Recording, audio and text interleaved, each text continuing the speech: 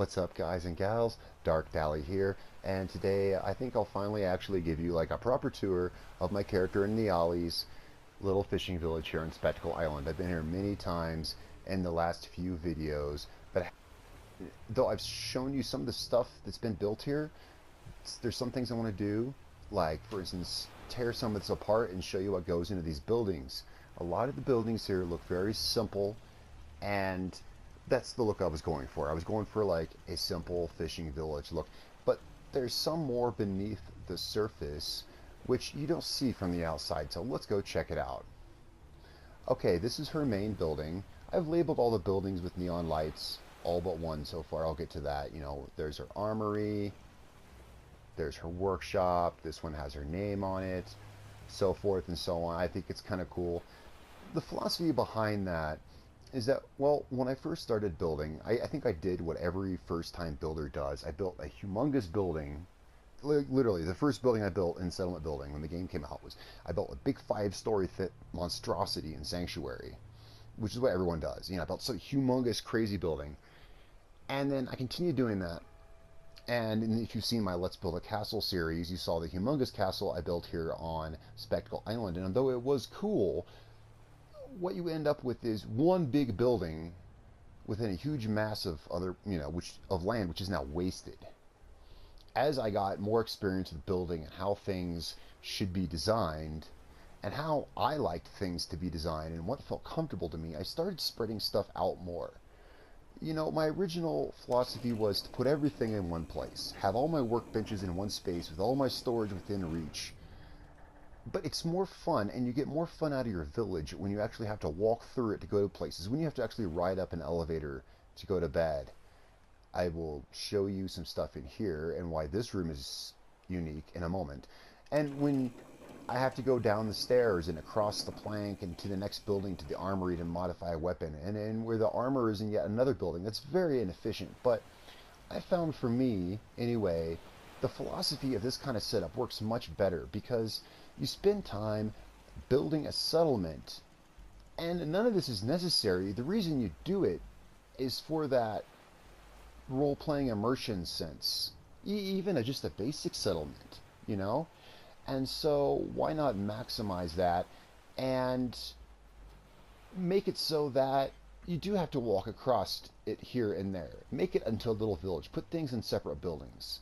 So that, yeah, even though it's less efficient, it gets that feel that it's like a little village. And I will say that having a cool layout like this of smaller buildings is so much more satisfying, especially when you consider the pure acreage allowed to build on this island. And even this, of course, does not put a dent in it. And, well, I'm already almost at the build limit. Now, I'll talk about that in a moment. We all know how to overcome the build limit. If you don't, you're going to find out. And even if you do, you'll see the way I do it. Alright, so I went very far to make sure this looks like a rustic fishing village. But there's a lot of things behind the scenes I did. For instance, one thing I try to do is I try to keep the power lines out of sight. I mean, everyone does that, right? You got to have wires going everywhere. But you don't really want to keep them in sight. But if you do have them visible, why not do something cool with them? One thing I've done is some of the wires actually do run underwater. To keep them out of sight, a lot of these, like this one and this one, just straight up just run underwater to keep them out of sight.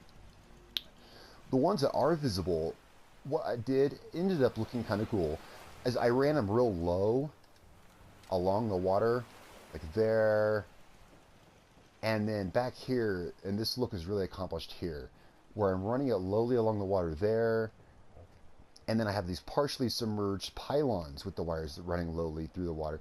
And what it does is, it's kind of like subliminal, but it gives the impression that it's like a flooded village. When you run stuff lowly over the water like that, it almost looks like this was built further inland at one time, but then was flooded. That building there helps add to that effect. And this building, well, this building really actually isn't anything. The reason this building is here is purely aesthetic, because I wanted to balance the way the buildings are set up. You know, when you view this from a vantage point, like for instance up there or something, I had this empty spot here. And so this building here is actually literally nothing. But it looks really cool, and I made sure that it had lights in it and everything so that it looks nice at night, but it really has no purpose. It helps add, and because it's so short, it helps add to the flooded look of this village. Now let's go in here. Actually, let me show you from out here first. What's unique about her living quarters is, though I wanted everything built with the barn pieces, there's a lot of things I like about concrete. For one, when I'm inside a concrete building, I feel very secure. And her living quarters, which are up here above this area you've seen here, the area with the fireplace and the couches and all the candlelight, up above that, this is her living quarters. Now, one thing I want to show you, actually, is this window here. Looks like a normal, cool window, right? Well, this is a cool technique that I came up with. It's kind of like a mirror technique. It uses the same theory as a mirror, in that that's actually a concrete wall back there. And what I've done, you see, is I put a window and then a window behind it, and then the concrete wall is directly behind that, and so it makes it reflect like a mirror, so you don't see through it. From the outside, it looks like a normal barn structure with a window, you know, which is reflecting light, but really it's hiding what's built inside. Let's go up there real quick.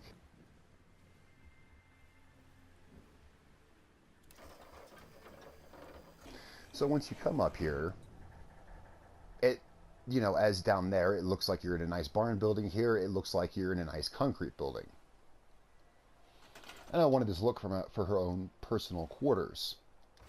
If you pull these walls aside, you can see barn walls behind them, even empty spaces. There's an if you actually, let's just go ahead and here, store that. There we go.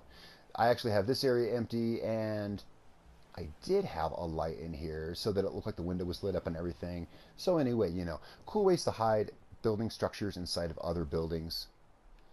While we're up here, is it just me, or does that picture really look like Jack Cabot? I mean, is that supposed to be a painting of Jack Cabot from like 400 years ago? I don't know. I just thought that was interesting. It really looks like him. Now, and when you look out here, you know, you see the ocean and everything, and when you're down here, now, see, I have this. This serves the purpose of a cool little overhang, but it serves another purpose. You see, it can be hard to enclose one building inside another. And when you look at this from pretty much any angle, it looks like a normal barn building. Of course, there's concrete behind the walls. But when you go out here, and yeah, it looks awfully ugly from this angle. There was really no way to cover it up. You know, anything has a weakness. I guess this is like the exhaust port of the Death Star, right? I mean, this is the built-in weakness that had to exist. So I put it in such a place that it's not viewable from any angle unless you go swimming in the highly irradiated water.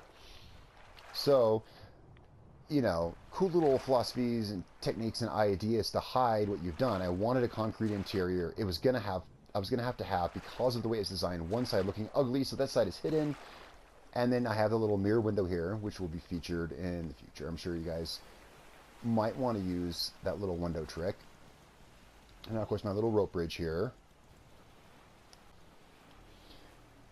And as long as we're on concrete and buildings inside of buildings, this building here is actually quite a feat. And we'll definitely have a video showing you how to do this door, window combination deal here, as well as snapping concrete, because this was a real challenge. Now, when I built the bunker, I wanted to be able to go in and feel safe and secure, and trust me, when you are in here, you are definitely secure, because this wall in particular is like 3 layers thick of concrete. In fact, even the foundation, notice that's not a foundation, that's a concrete wall. Even the foundation is walled in concrete, and I really wanted the authenticity. I wanted to go in there and feel safe, and you really do when you go in there. This can be tricky, putting concrete walls this low.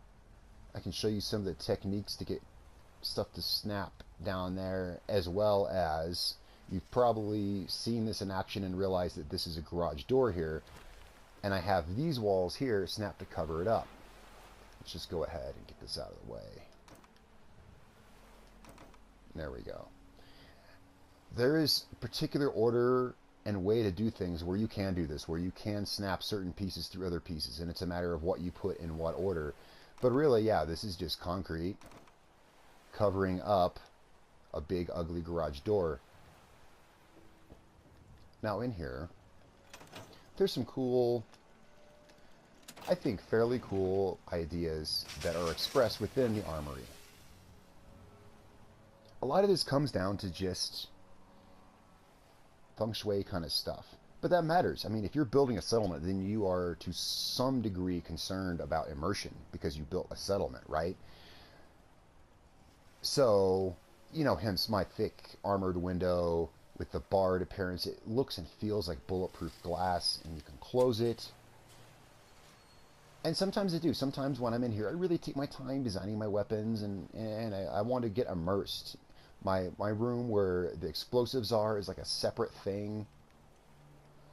Now, let's talk about storage while I'm in here, because I did kind of a unique storage thing.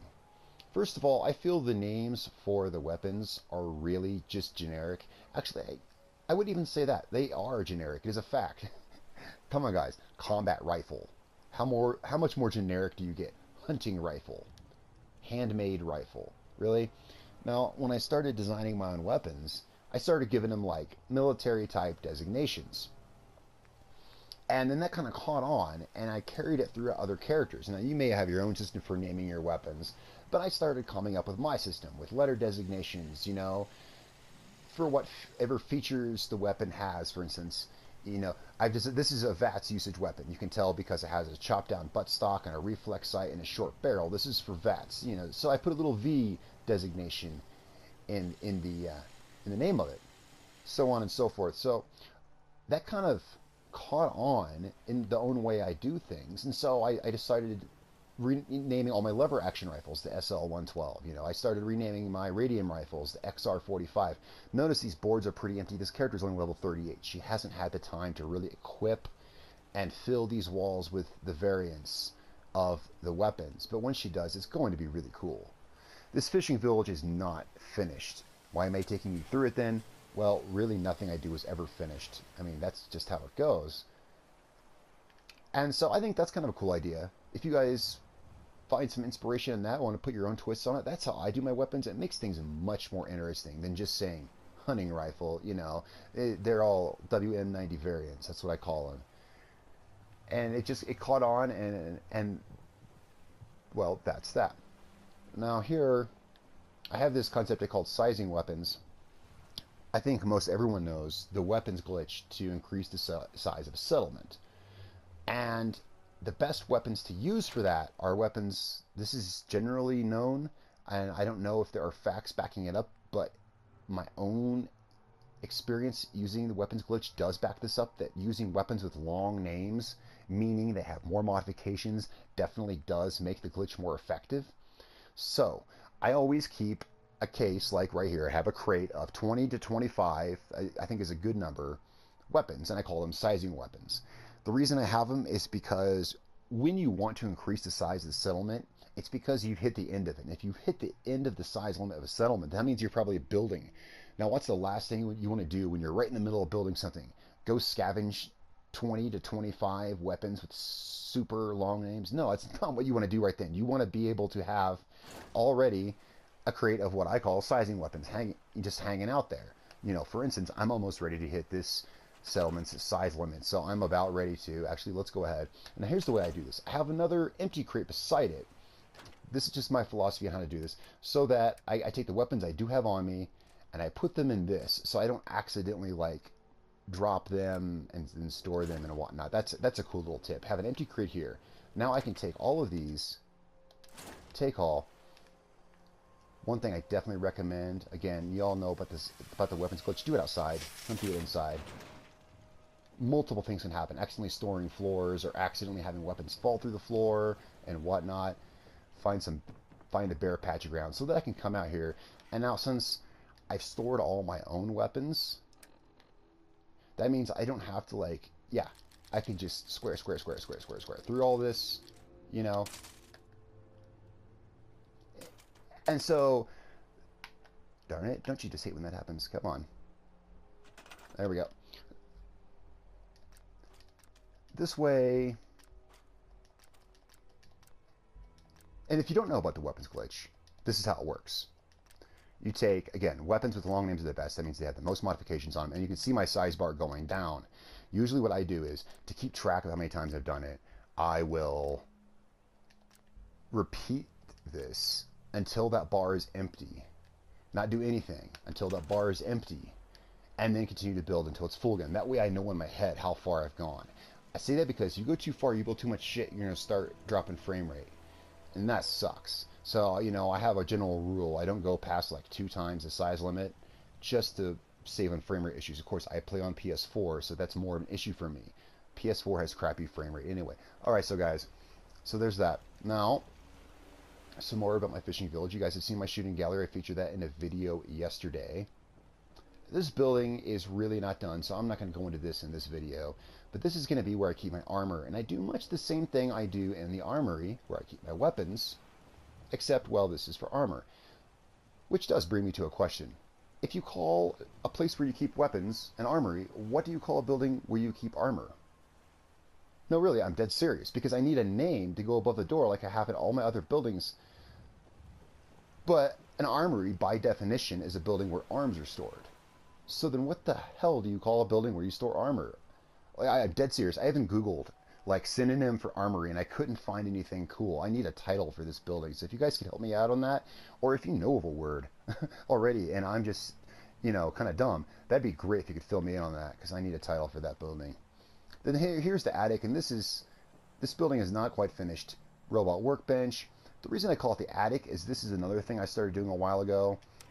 Is I wanted a place to store power armor frames. Originally, I stored all my power armor in one place and had it all dressed up. But there's always mismatched sets or ugly frames, and so I designed the concept of an attic. And then again, this is just kind of something that I do. Yeah, I know there's only one frame up here. This character, she just doesn't use power armor, so collecting it is not on her list of things to do. In fact, she hasn't even, her T60 Brotherhood of Steel set is still up in the prid when she never even got in it and drove it out of there. Alright guys, so there's a quick little start to what I'm doing here.